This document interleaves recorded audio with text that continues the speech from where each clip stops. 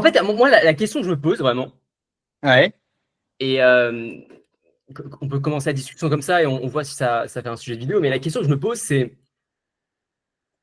est-ce qu'avec l'IA, on rentre dans une ère où du jour au lendemain, nos habitudes vont être disruptées et on va plus faire X, Y, Z comme on le faisait hier, mais par contre, on va passer H24 par l'IA? Ou est-ce que, en fait, l'IA, certes, va changer nos habitudes à la marche, mais vient surtout rendre exponentielles toutes les tendances qui étaient émergentes d'il y a des 5-10 dernières années, et va aussi accélérer la décroissance des business qui, quoi qu'il arrive, étaient en déclin. Voilà, ma question c'est, est-ce que finalement les trucs qui marchaient hier vont mourir demain avec l'IA, ou est-ce que les trucs qui marchaient hier vont en fait exploser avec l'IA? Par exemple, le personal branding. Tu sais, une thèse pourrait dire, ouais, mais le personal branding, vous êtes bien gentil, mais il y a des influenceurs IA qui arrivent. Ok. Autre chose, on peut croire qu'avec l'IA, puisqu'il y a une information continue, gratuite, illimitée, bah, peut-être que la vente de produits digitaux, type infoproduits, bah, va s'écrouler. Mais peut-être pas, en fait. Peut-être pas. Peut-être qu'en fait, les paywalls qui ont commencé à bien marcher hier vont exploser. Le contenu sous paywall, pardon, qui a commencé à bien marcher hier, vont exploser demain à partir du moment où ça va être englobé avec un gourou qui va porter ça. Donc voilà, ma question, c'est à quel point on vit une disruption en termes d'habitude, Ok. ou à quel point en fait on vit juste une explosion des tendances émergentes d'hier. En fait, je pense que là ta question, enfin, la manière dont moi je la frame, entre guillemets, c'est la question, c'est est-ce que l'IA donc, est une continuité, tu vois? Et est-ce que du coup, ça vient augmenter, ou est-ce qu'on vient mettre une barrière et on redémarre? Et moi, je suis intimement convaincu d'un truc, c'est que l'IA, et c'est le début de ma thèse, c'est de dire ça existe depuis la fin des années 50, début des années 60. L'IA au sens où on le conçoit aujourd'hui, alors avec on va dire des rendus différents, des qualités différentes, évidemment, hein, ça n'a plus rien à voir en termes de qualité, mais l'idée d'une IA, elle est là depuis quasiment le début de l'informatique. En tout cas, le début de l'informatique moderne, si tu veux. Et l'idée à la base de l'IA, c'était même pas d'en faire des produits, c'était de répliquer le cerveau pour pouvoir l'étudier correctement.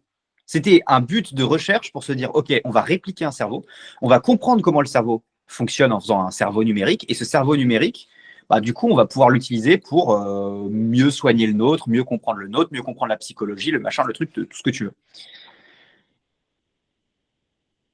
Le problème, le problème du coup qui se pose, enfin, et la question que tu poses, ben, pour moi, c'est une grande continuité, tu vois. Il n'y a pas de disruption au sens violente du terme, tu vois, du style, est-ce que l'IA va venir tuer enfin, la manière, pour donner un exemple clair, mais je suppose, mais ce que tu veux dire, c'est est-ce que l'IA viendrait tuer les réseaux sociaux, par exemple? Exemple parmi d'autres, mais ce genre de truc. Mais je pense pas qu'elles viennent les transformer, oui. Qu'elles viennent les améliorer, oui.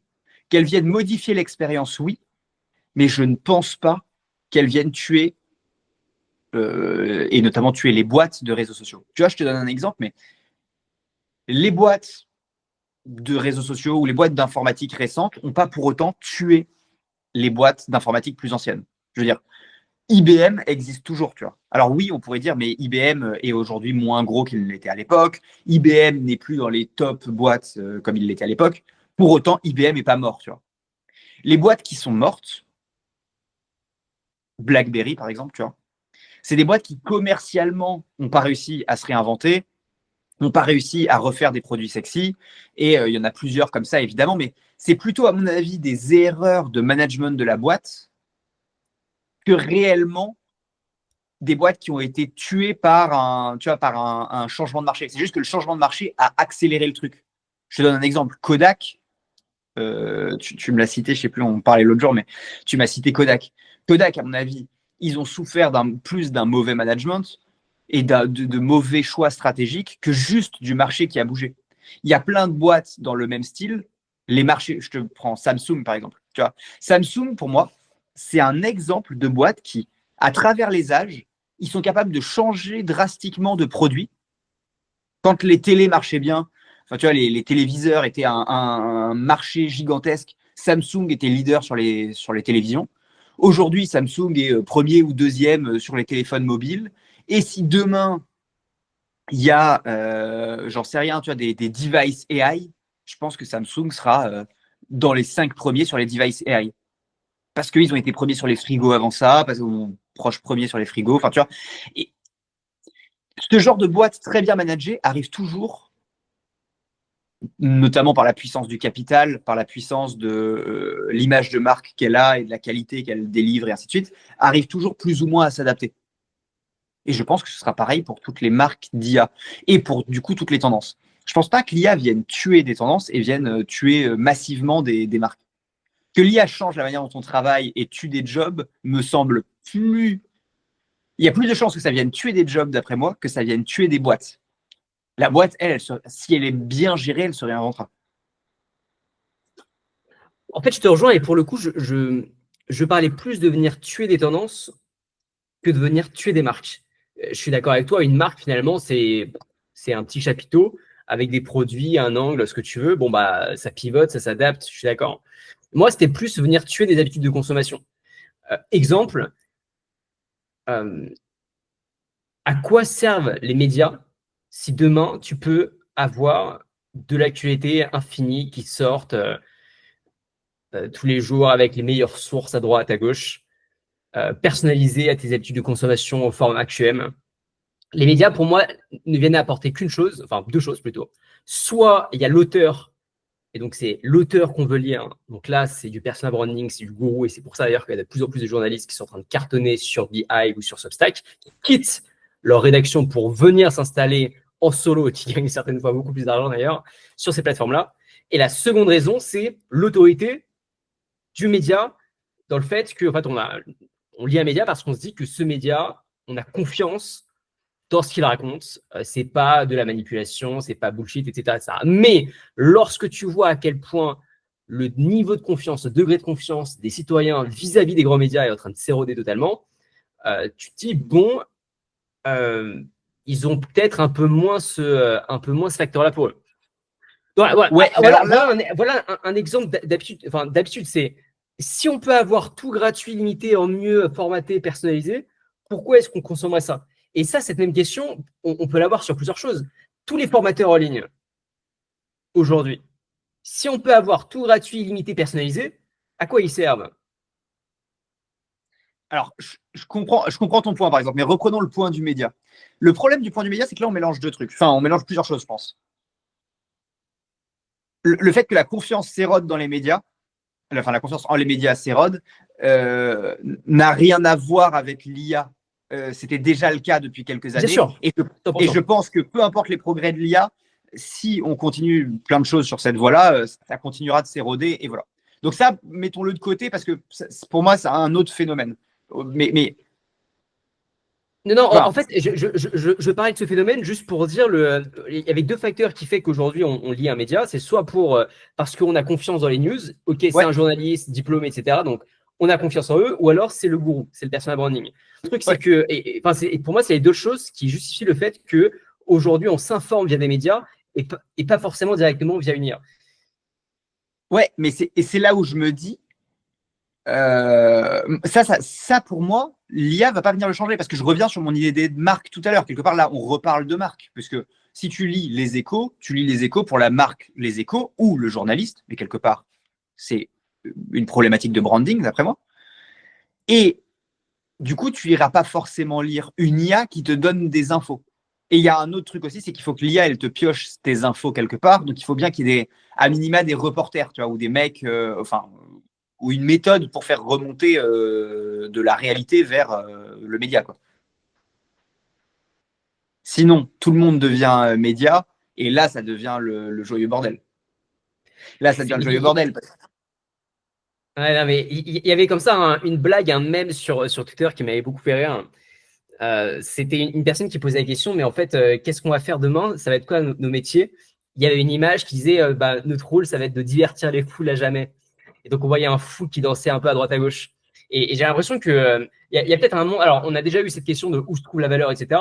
Mais il y a peut-être un monde où finalement, il y a le branding et puis après, il y a le divertissement. Il y a aujourd'hui beaucoup de médias aussi qui se tournent vers le divertissement. Soit on partage un message avec du divertissement, soit juste on partage un divertissement tout court et c'est comme ça qu'on va choper l'attention des personnes. Bon, bref, mais en tout cas, c'est assez intéressant. Et la question du coup que j'ai envie de poser, c'est du coup, comme on est d'accord que ça va pas être une disruption, la question que j'ai envie de poser, c'est quelles sont les choses qui étaient déjà en train de mourir hier, qui vont totalement mourir aujourd'hui avec l'IA, et au contraire, quelles sont les choses qui étaient en train d'exploser hier, qui va continuer à exploser selon toi avec l'IA? Alors, par contre, moi, j'ai un peu de mal à te dire. Je ne sais pas, par exemple, à quoi tu fais concrètement référence. Mais moi, je trouve qu'on était arrivé sur un peu un plateau, un cycle de plateau, si tu veux. Je te donne un exemple. Tu vois, quand on était encore en école, on a vécu l'explosion vraiment des réseaux sociaux. Tu vois. Bon, c'était arrivé avant nous, parce que Facebook était déjà gros machin, mais dans notre période, tu as eu l'arrivée vraiment fracassante de Snapchat, l'arrivée vraiment fracassante d'Instagram. Moi, je me souviens, Insta, m'y inscrire, on devait être 5 dans la promo à l'avoir. Et du style, 2 mois après, on était 80%. Et donc, je ne sais plus, 700 personnes. Quoi.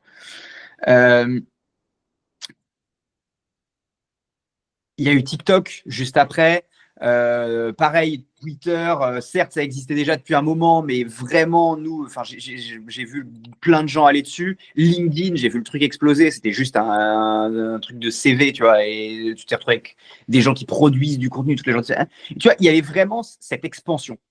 Je trouve que là, on est arrivé à un plateau. C'est-à-dire que c'est évident maintenant pour tout le monde, pour tout être humain, que les réseaux sociaux, c'est un gigantesque marché. Il n'y a pas de débat, tu vois. Idem pour tout ce qui est le cloud, machin. Enfin, j'ai du mal à voir quel est actuellement le gros marché en extension. Donc, ça veut dire qu'on est plutôt sur un bail de signaux faibles. On est plutôt sur un bail de c'est des petites choses qui commencent à marcher. Et je mets de côté le marché crypto où j'ai du mal à. Enfin, moi, personnellement, j'ai du mal à comprendre exactement où il va au sens, tu vois, comment l'anticiper. Je trouve que c'est extrêmement complexe et donc, tu vois, le côté, on va avoir des boîtes crypto, enfin, on en a souvent parlé, mais quand on était en 2021, 2022, machin, il y avait tout le monde qui te disait oui, on va porter des fringues dans le métaverse, dans 3 ans, ça devient, tout le monde utilisera la crypto pour faire des trucs. Bon, on en est encore loin. Donc, ça, je le mets un peu de côté aussi, je sais pas comment ça peut évoluer. Mais du coup, c'est quoi les signaux faibles aujourd'hui, tu vois, et les vrais signaux faibles des marchés qui vont fonctionner? Et c'est quoi les signaux faibles des marchés qui sont en train vraiment de souffrir? Et je trouve que dans cette période-là, c'est assez compliqué. Comme je le dis à chaque fois, et donc on s'est fait reprendre alors que dans les commentaires, alors qu'on avait précisé qu'on n'était pas des experts, moi je pense qu'il y a un vrai sujet sur le marché de l'énergie. Je pense que ça, c'est un vrai marché qui existe depuis longtemps, mais qui, du fait de l'ouverture des data centers, de tous ces investissements-là, je pense que c'est un marché qui est en grosse, grosse, grosse croissance et qui va être en grosse, grosse, grosse croissance, notamment le nucléaire et ainsi de suite. Il y a un autre marché, je sais, qui est en grande croissance, c'est celui de la défense. Donc là, hier, il y a une boîte dont j'ai bouffé le nom, mais qui vient de lever 600 millions pour faire des smart factories de navires de guerre. Tu vois. Bon, c'est quand même le genre de projet qu'on voyait pas trop. Il y a Anduril qui a relevé des fonds, je crois, et ils sont valorisés 14 millions, 14 milliards, pardon. Tu as une autre boîte, j'ai bouffé son nom, qui a levé aussi des sommes délirantes. Il y a un très bon article sur TechCrunch qui explique ça D'ailleurs, hier. Ouais. à ça, il y a des data intéressantes qui montrent qu'en 2024, il y a eu plus d'investissements dans le secteur de la défense en Europe que dans l'IA en Europe. Donc, le secteur de la défense a été la première industrie en termes de volume de levée de fonds, et même devant l'IA, ce qui est assez délirant quand même. Ouais, mais je suis pas inquiet. Et d'autant plus qu'en fait, si tu veux, c'est un peu lié parce qu'on dit c'est le secteur de la défense. C'est vrai, mais souvent, je te prends Duril par exemple, ils font beaucoup de recherches en IA. Donc en fait, tu vois, c'est aussi des trucs qui sont souvent mélangés. Euh, donc le secteur de la défense, je pense que l'IA peut le faire décoller, et puis je pense que le contexte mondial peut le continuer à le faire décoller. Donc moi, je pense qu'on revient sur des trucs, les marchés qui pour moi vont exploser, on revient sur des trucs très importants. On sort du numérique consommable, tu vois, grand public, voilà, pour aller vers un monde où les grandes tendances, ça risque d'être la défense, l'énergie, le logement au sens large du terme, reconstruire nos villes différemment, machin, tout ce que tu veux. Palantir, j'ai oublié Palantir en défense, mais Palantir qui cartonne aussi. L'automobile ou le déplacement, tu vois. On voit qu'il y a de plus en plus de startups, soit de self-driving, soit tu vois, de nouveaux modes de transport qui commencent à bien marcher, des jets, enfin Supersonic Boom, là, la boîte de jets privés qui a beaucoup fait parler d'elle récemment. Enfin, bref, tout ce genre de trucs. Donc moi, je crois beaucoup à ces gros, on en avait parlé, mais aux gros projets, aux mecs qui font des recherches sur l'immortalité, enfin, comme Gabriel nous avait dit quand il était passé dans le podcast. Moi, je crois beaucoup aux marchés qui vont décoller sur ce genre de gros trucs très fondamentaux. Et l'IA va aider, si tu veux, à mon avis, dans la R&D, va aider à rendre les entreprises plus efficaces sur tout un paquet de tâches support, et donc garder plus d'argent pour déployer sur ce qui est intéressant. Sur ce qui va mourir, je trouve que c'est plus compliqué. Sur ce qui va mourir, je trouve que c'est plus compliqué. Je ne sais pas si toi, tu as des idées, mais moi, je ne vois pas forcément des pans de business, tu vois, qui disparaîtraient.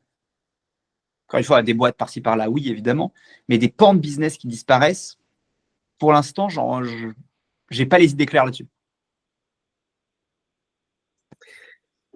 Si on reste, alors je suis totalement d'accord avec toi sur les très gros marchés qui vont décoller et tout à 100%. Si on fait juste un zoom sur le monde du digital, même question sur le monde du digital. Est-ce que tu vois des tendances émergentes, ou plutôt, excuse-moi, pas des tendances émergentes, mais est-ce que tu vois avec l'IA des anciennes tendances émergentes qui vont réellement exploser demain?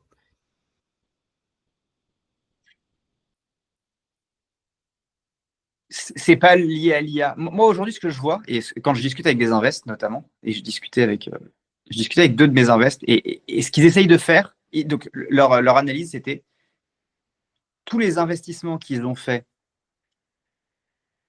on va dire entre 2020 et 2023, ils ont eu que des pommes. J'ai un de mes investisseurs qui m'a sorti la blague.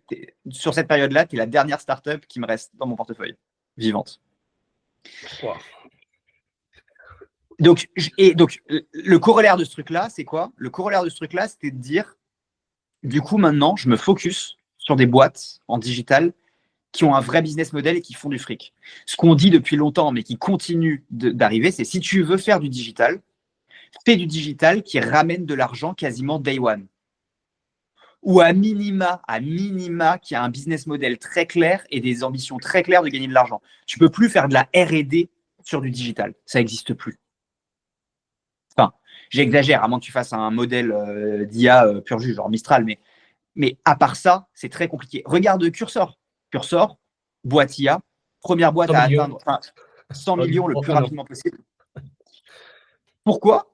Parce qu'en fait, c'est des boîtes qui ont besoin de moins d'argent pour se développer, en tout cas upfront, si tu veux, et donc qui mettent la rentabilité first. Et quand ils mettent la rentabilité first, bah, du coup, ils arrivent à lever des fonds derrière à des valos assez délirantes. Encore une fois, je ne retiens pas tous les noms de toutes les boîtes qui viennent de lever, mais si vous allez sur TechCrunch, vous verrez, il y a eu encore une boîte de HR Tech qui vient de lever une centaine de millions sur 2 milliards de valo, alors que la boîte a 2 ans ou 3 ans. Et pareil, ils sont déjà à plus ou moins 75 millions d'ARR. Même si les chiffres ne sont pas officiels, c'est ce que TechCrunch semble dire, et je pense qu'ils ne sont pas très loin de la vérité. Tu as Deal, alors Deal n'a rien à voir avec de l'IA, mais deal qui te fait, tu sais, pour les embauches en cross-country et tout ça là, qui ont atteint 800 millions d'ARR. Alors, ils sont un peu plus vieux, évidemment, mais c'est des Français dans la Silicon Valley, super boîte, tu vois. Et ils sont rentables, enfin, tu vois, pas de sujet. Donc, ce côté monétisé vite et fort devient le plus important. L'époque où on montait des boîtes digitales en disant ouais mais c'est de la R&D, ouais mais on va réfléchir, ouais mais on va chercher un business model, ouais mais on va cramer 800 millions et après on verra, honnêtement quasiment n'existe plus.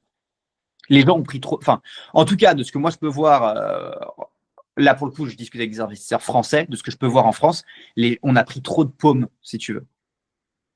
Il y a eu trop de paumes pour que les gens continuent à faire ça. Donc maintenant, ils cherchent des boîtes qui commencent vite à monétiser, qui ont des business models clairs. Ça ne veut pas dire que tu ne peux pas avoir 6 ou 8 mois de burn, si tu veux. Mais très vite, il faut que tu commences à gagner de l'argent. Je pense que si tu crames de l'argent pendant plus d'un an, tu ne peux plus te financer. En VC, en tout cas. Et comme il n'y a que le VC qui finance ce genre de truc. Et tu penses quoi des agences et est-ce que tu ne crois pas qu'il y a un pan énorme de marché qui est en train de s'ouvrir? On parle de dizaines de milliards de valeurs qui auparavant a été données à des agences et qui de plus en plus pourraient être très facilement automatisées avec des agents IA de plus en plus performants.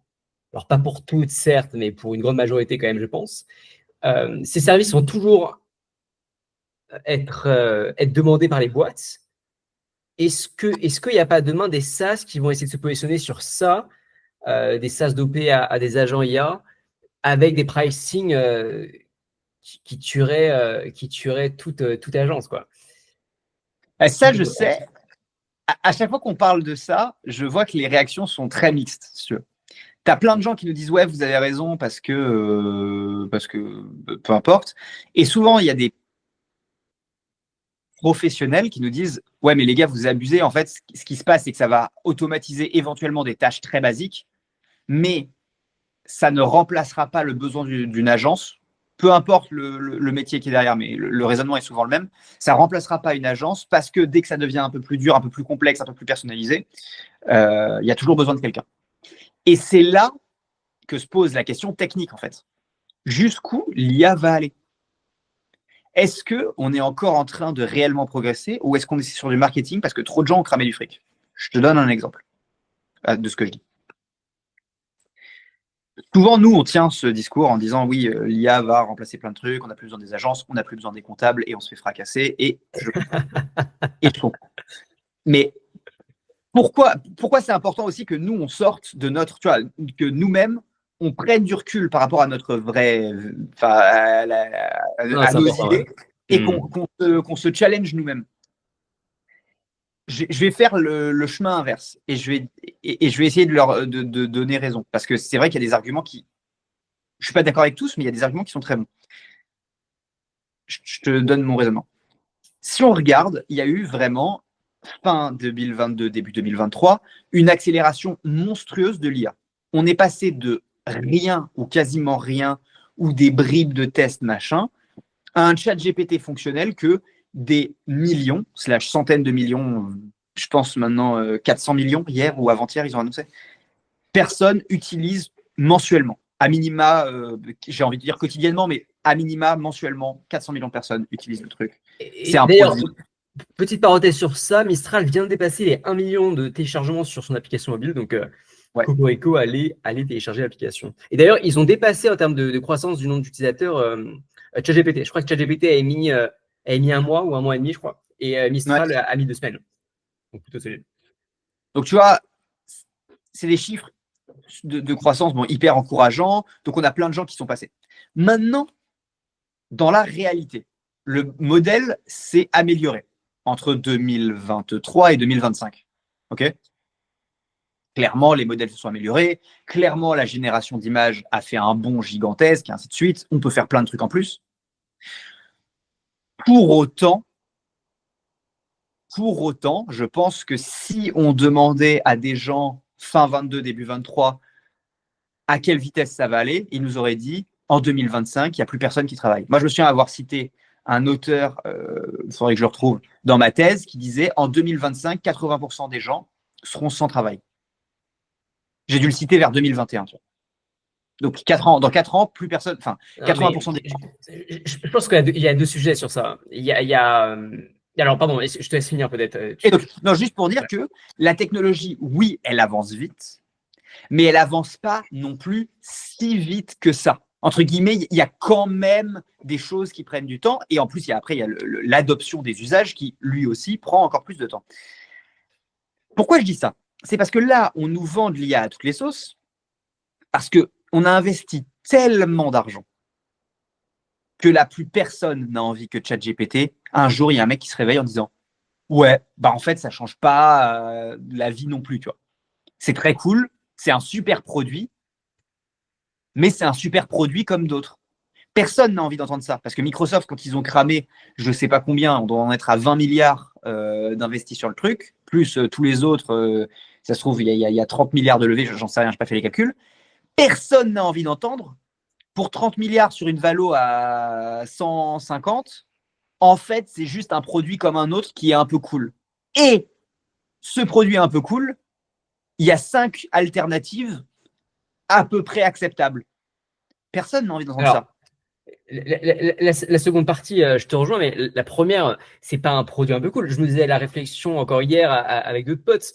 Je ne sais pas comment je faisais hier sans l'IA, sans ChatGPT. Je me rends compte qu'il y a énormément de tâches aujourd'hui dans mon quotidien que je fais avec l'IA. Donc, c'est pas juste un produit cool qui m'amuse et avec qui je discute et que je brainstorm. C'est un produit qui m'assiste dans au moins 50% de mes tâches du quotidien, ce qui est absolument délirant. Et puis après, il y a deux sujets. Le premier sujet, et j'entendais Greg Heisenberg en parler, alors c'est pas non plus le pont en IA, mais il dit un truc intéressant, il disait que finalement la technologie aujourd'hui est disponible, ce qui manque aujourd'hui, c'est les dots, c'est de quoi relier les points entre différentes technologies. Et c'est clair que ce qu'apporte aujourd'hui une agence, et ce qu'on dit généralement, c'est de dire que, OK, l'exécution va être déléguée à des machines, par contre, le management et le rapport humain, la directive, eh bien, va être d'humain à humain, et après, on va déléguer à des machines. Mais il y a un monde finalement qui est assez réaliste, et je pense qu'aujourd'hui, on a tous les outils technologiques pour le faire, de considérer qu'il y a des agents IA pour exécuter, et puis il y a des agents IA pour dialoguer. Est-ce que tu as déjà essayé de dialoguer avec l'audio, par audio avec ChatGPT sur ton téléphone? Oui, ouais. Bon, pour l'instant, le niveau est pas ouf, mais il n'arrive pas encore à dialoguer comme ce que je pourrais faire avec un bon humain. Mais moi, ce qui est sûr, c'est que je ressens beaucoup de frustration lorsque je demande à ChatGPT de me faire un montage ou de me gérer ChatGPT ou des proxys en SaaS, hein, ou alors de me générer une image, parce qu'il faut que j'écrive plein de fois ce que je veux, je lui explique. Mais si demain, eh bien, j'ai un interlocuteur audio où je lui explique un peu ce que j'ai dans la tête et l'interlocuteur audio va directement transmettre à la machine et ensuite va produire la chose. Mais en fait, les points sont reliés finalement. Les points sont reliés. Ah oui, mais sauf que là, c'est un autre sujet. Là, tu ne fais pas disparaître les agences. Tu modifies le mode de fonctionnement d'une agence. Donc, ce que tu attaques, c'est ce que je voulais dire tout à l'heure. Ce que tu attaques, ce n'est pas l'entité agence ou le marché de l'agence. Ce que tu attaques, c'est le travail. Ah oui, non, mais bien sûr. Mais ce que j'attaque, c'est ce business model. Et en fait, c'est pour ça que je disais tout à l'heure qu'il se peut que toute la valeur aujourd'hui qui est accaparée par les agences bascule vers du SaaS/agent IA à des prix absolument dérisoires, puisque n'importe qui finira par être capable de créer ce type de choses. Donc, à mon avis, les prix vont descendre à 9 euros, 19 euros par mois pour des choses qui, on peut payer très certainement des agences plusieurs milliers d'euros. Mais finalement, il y a quand même toute cette valeur-là qui, à mon avis, peut être accaparée. Et dans ce… En fait, moi, il y a vraiment, je trouve qu'il manque encore aujourd'hui une interface, un intermédiaire entre l'humain, moi, l'utilisateur, et le résultat. Je trouve qu'il manque cet intermédiaire qui va comprendre au-delà de ce que je vais lui dire pour me générer quelque chose qui répond parfaitement à mes attentes. Et je pense qu'aujourd'hui, c'est cet intermédiaire manquant que remplissent les agences. Parce qu'il y a du dialogue humain, parce que l'agence va brainstormer, parce que l'agence va aussi avoir tout un cas d'études, il va pouvoir te montrer des choses, il va pouvoir te montrer un brief, te rassurer, etc. etc. Et aujourd'hui, je trouve que c'est ce rôle-là que l'IA ne prend pas. Par contre, toute l'exécution, je voyais encore, je suis tombé sur… il y a un marché qui est assez énorme, c'est le marché des UGC. Et d'ailleurs, il y a plein de stratégies aujourd'hui marketing qui cartonnent pour les apps mobiles consumer, qui est très simple. C'est une personne, généralement une femme, qui va faire un UGC où elle ne va pas parler. Elle va juste mimer quelque chose avec un texte en blanc sur la vidéo, avec écrit, par exemple, lorsque tu es dans une relation de longue distance. POV lorsque tu es dans une relation de longue distance, par exemple, je dis n'importe quoi. Le truc part viral, puisque le format marche bien, et ben après, ça redirige vers une application mobile et ça décolle. Je fais référence à l'application CoupleJoy que j'ai pu étudier dans Next Insider. Et l'application est passée de 0 à plus de 80 000 € par mois de chiffre d'affaires uniquement avec cette stratégie-là. Et donc, ce qu'ils ont fait, c'est qu'ils ont pris ce format, ils l'ont multiplié sur plusieurs comptes avec des vrais individus et ils l'ont poussé à fond et ils l'ont scalé et ça a donné des trucs absolument gigantesques avec beaucoup de viralité. Et je suis tombé sur une application hier, qu'en fait, un SaaS hier, qu'en fait, aujourd'hui, beaucoup d'applications extrêmement virales utilisent, qui est exactement de ces stratégies, mais 100% générée par l'IA. C'est-à-dire qu'on va avoir une femme qui a été, donc une femme UGC qui est générée par l'IA extrêmement réaliste, et ensuite, tu as juste un petit texte en script qui est aussi extrêmement bien foutu parce que forcément, c'est fine-tuné en fonction de ce qui marche le mieux. Et en 2 clics, tu payes, je crois que ça coûte 99 € par mois, tu peux en 2 clics pousser 10 shorts par jour sur 5 comptes différents de ce format-là, tu vois. Et donc là, avec ces stratégies, tu cut l'UGC, tu cut très certainement la personne qui va s'occuper aussi de mettre en place ces stratégies-là. Enfin, tu cut quand même pas mal d'intermédiaires pour 99 € par mois, tu vois. Donc voilà ce que je voulais dire avec le transfert de valeur. Ce que tu viens de me dire là, c'est un beau contre-exemple. Moi, je connaissais pas ce truc-là, mais enfin, je savais pas que c'était aussi. Alors, je retrouvais le nom de l'app. Ouais, c'est intéressant. Même pour ceux qui nous écoutent, c'est hyper intéressant d'avoir le nom de cette app parce que, enfin, je testerai, mais oui, ça, je connaissais pas. Alors, l'app en question, il y en a plusieurs, mais les 2 sur lesquels je suis tombé, il y a Reel.farm, donc c'est reel.farm, F-A-R-M. Et la seconde app, c'est arcades.ai, donc arcade, A-R-C-A-D-S.ai. Donc voilà, en gros, ça te crée des TikTok UGC en illimité et 100% avec l'IA. Ce qui est assez fou. Mais tu vois, je pense que ce serait bien qu'on fasse venir un ou 2 dirigeants d'agence. Peut-être un dirigeant d'agence, tu vois, entre guillemets, à l'ancienne, classique. Je pense à des agences de com là, mais voilà. Et un dirigeant, tu vois, plus jeune qui est en train de monter son truc. Et je pense que ce serait hyper intéressant d'essayer de comprendre, eux, leur point de vue et comment ils s'adaptent à l'IA. Parce que moi, la manière dont je le voyais, c'était, certes, l'IA va remplacer des tâches dans l'agence, donc ça va remplacer des employés de l'agence, mais tu auras toujours l'agence, enfin, tu auras toujours, pendant un long moment, tu auras l'agence pour packager le truc, pour te rassurer, ce que tu as dit tout à l'heure. Et je suis d'accord avec toi, il manque cette interface à l'IA, une vraie interface facile d'accès entre toi et le résultat. Sauf que ça, moi, là où je suis pas assez fort, c'est pour te dire à quel point c'est faisable, facile et à quel point on en est proche. Est-ce qu'on est à 6 mois, 1 an ou est-ce qu'on est à 10 ans de ce truc-là?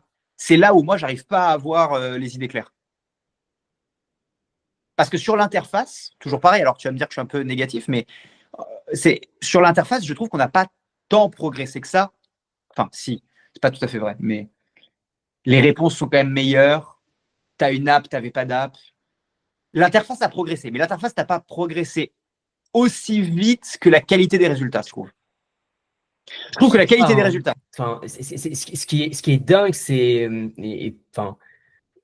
la mémoire de ChatGPT. Moi, je discute avec ChatGPT, il me sort des résultats, des réponses que j'ai pu donner il y a 1 an. Les mindfucks que je pouvais avoir, il me sort encore les produits que j'avais en tête il y a 1 an. Il me fait des liens entre ces produits-là.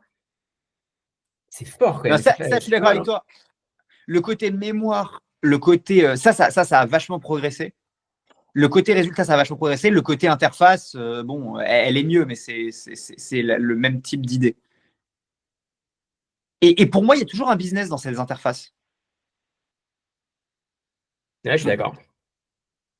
Et c'est un peu ce que nous disent les gens. Et après, sur les cas vraiment très particuliers, tu vois, en compta, c'est un peu ce que nous disent, c'est un peu ce que nous disaient les gens. Et ça, je pense qu'il y a un fond de vérité, tu vois.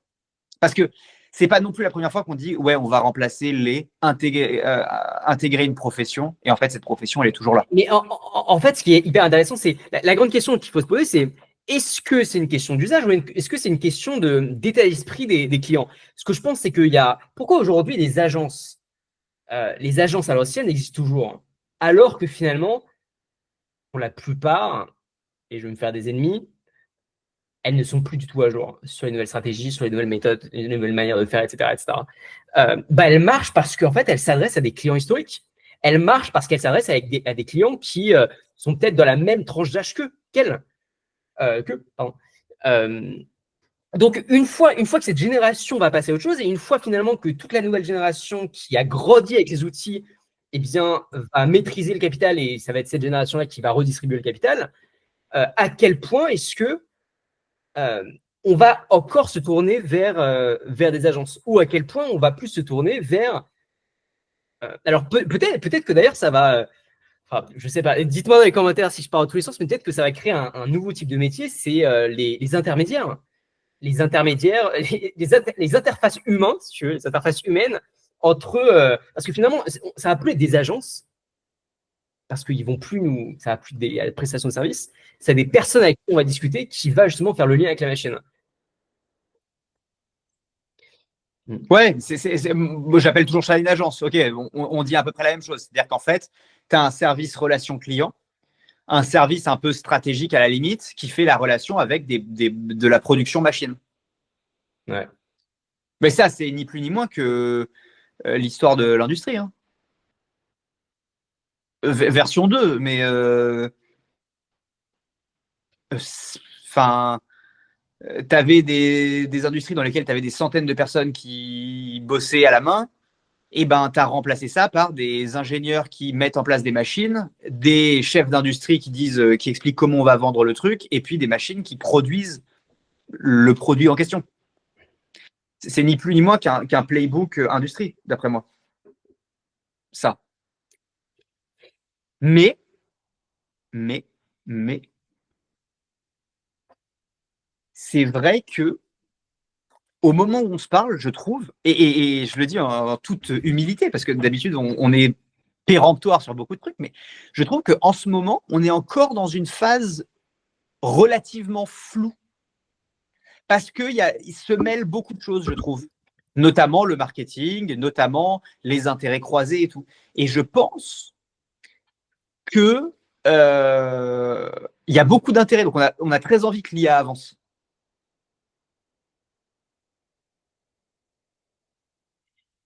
Et c'est drôle, il faudrait aussi faire venir des gens, je pense qu'après on va pouvoir finir là-dessus, mais qui nous expliquent leur relation à, à l'IA et à ChatGPT. Parce que toi, tu en fais une relation, tu dis, et tu t'as dit un truc hyper important tout à l'heure, ça touche 50% de tes tâches. Moi, si ça touche 10-15% de mes tâches, c'est le max. Et encore, je ne suis pas sûr. Allez, 10%. Ah, c'est fou ça. Ok, intéressant. Ouais. Et ça, c'est hyper intéressant. Ce serait de comparer, tu vois, prévoir un épisode où peut-être on fait venir plusieurs chefs, enfin, tu vois, on fait je sais pas techniquement si on arriverait à le faire à 4, à 5, si voilà. On fait venir plusieurs personnes et on voit comment l'IA impacte concrètement. Tu vois, chacun vient avec les tâches qu'il fait maintenant passer par IA et les tâches qu'il assume lui-même. Au Ouais, niveau de sa boîte et au niveau. Oui, alors, parce que moi, il y a aussi plein de tâches où l'IA aide quelqu'un dans la boîte. Ça, c'est un poil différent, ou peut-être que la réponse serait supérieure à 10%. Mais moi, dans mes tâches à moi perso. Est-ce que tu as toujours l'onglet ChatGPT ou Mistral ouvert? J'ai toutes les apps sur mon téléphone et l'onglet, je ne l'ai pas toujours ouvert. Non. Ok. Tu vois, ça c'est un… moi, j'ai toujours ouvert quoi qu'il arrive. Toujours, toujours. Parce que enfin, ça devient un réflexe maintenant. J'ai besoin de structurer une pensée, j'ai besoin de brainstormer, j'ai besoin de synthétiser Moi, une par exemple, information. je l'utilise rarement pour brainstormer. C'est pas mal, hein. C'est pas mal pour Non, mais structurer ton esprit. je me doute. Mais c'est une question tu vois, c'est vraiment une question d'usage et quand je le fais, j'ai l'impression qu'il m'apporte des trucs, mais c'est pas non plus extraordinaire, tu vois. Ouais, je suis d'accord. Mais ouais, écoute, prochain épisode, bon, on a un invité la semaine prochaine, mais prochain épisode d'après. Non, mais justement, l'invité va être top parce que, en l'occurrence, ça va être Maxime Londel de ZQuest. Ouais. Lui, il bosse avec énormément de startups. Il a lui-même pas mal d'agences. C'est un ancien de The Family. Ce serait déjà hyper intéressant de savoir à quel point il utilise l'IA dans toutes ces startups-là, dans ses agences aussi, à quel point est-ce que ça a peut-être impacté le business de ces agences. Et d'ailleurs, ce serait intéressant, je serais curieux de savoir à quel point les agences 100% SEO ont vu leur croissance augmenter en 2024 ou diminuer en termes de chiffre d'affaires. À quel point est-ce que, les personnes se sont dit, bah, est-ce que ça vaut vraiment le coup d'investir dans le SEO qui est long terme, sachant qu'on ne sait pas vraiment comment va évoluer Google avec l'IA. Et deux, sachant aussi que en quelques clics, j'ai ChatGPT qui me pond des articles de blog par minute. Tiens, ça, c'est important. On pourrait faire venir une agence SEO. Je connais Il du en a une monde. pour le coup. Maxime Blondel, il avait une agence SEO. Je crois que ça s'appelait My Ah, Name is impeccable. Blonde. Is Blonde. Ah oui, oui, oui, bien sûr, bien sûr, bien sûr. Ouais. Ok. Ok, ok. Bah, très bien. Bah, toutes ces questions seront donc abordées la semaine prochaine. Voilà. Bon, bah écoutez, à la semaine prochaine. Abonnez-vous. Euh, Abonnez-vous à la newsletter aussi si ça vous intéresse de recevoir toute l'actu business et tech quotidienne. Et puis, merci pour votre écoute et à la prochaine.